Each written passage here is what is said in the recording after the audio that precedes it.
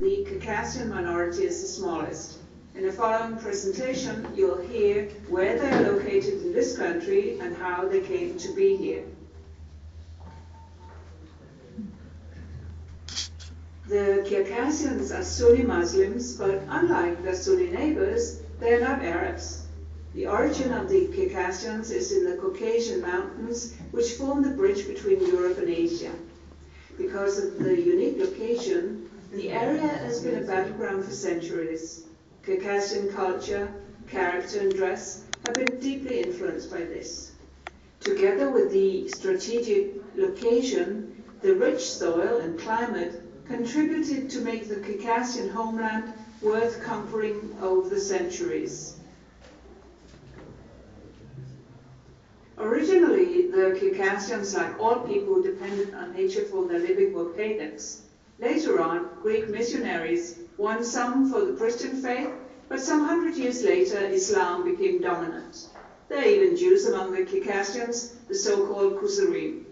Even today, all of these religions are still represented in the Circassian population all over the world, but in this country, the Circassians are Sunni Muslims.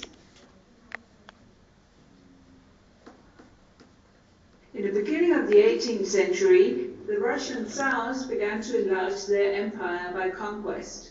Thus, the Caucasus became a battleground in a war lasting for more than a century. The Circassian people, anxious to maintain their independence, became warriors more than ever. This perpetual warfare found a literary form in the epic of the Circassian warrior, the Knot Tales. You may have noticed the wall painting on your coming depicting main characters in the Knot epic.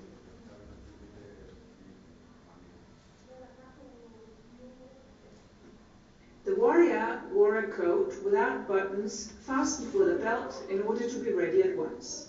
The breast pockets in the coat contain the minimum necessities for the first 24 hours: dried meat and smoked cheese, drink to keep him warm and spirited, gunpowder for the firearms. The Circassian had learned from Mongolian followers of Genghis Khan centuries ago how to shoot in a full gallop.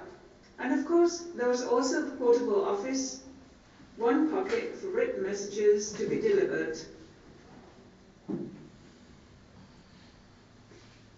But in 1864, after 150 years of fighting, the Russians conquered the Caucasus and immediately put their foot down by expelling the Caucasians from their homes to the remotest parts of the empire, like Siberia.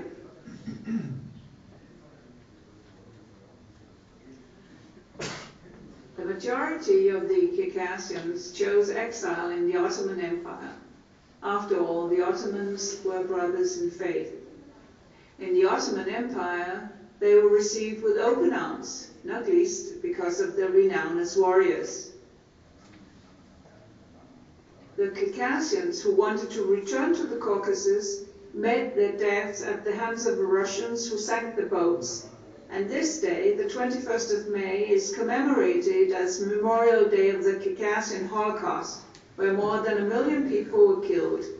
To this day, the Russians refuse to acknowledge their responsibility towards the Circassian people and continue ignoring their pleas. The Ottomans quickly adopted the Circassians and brought them to use in the wars in the Balkans and as border guards around the empire in order to secure the important tax gathering. This function is also the reason behind the Circassian settlements in Israel.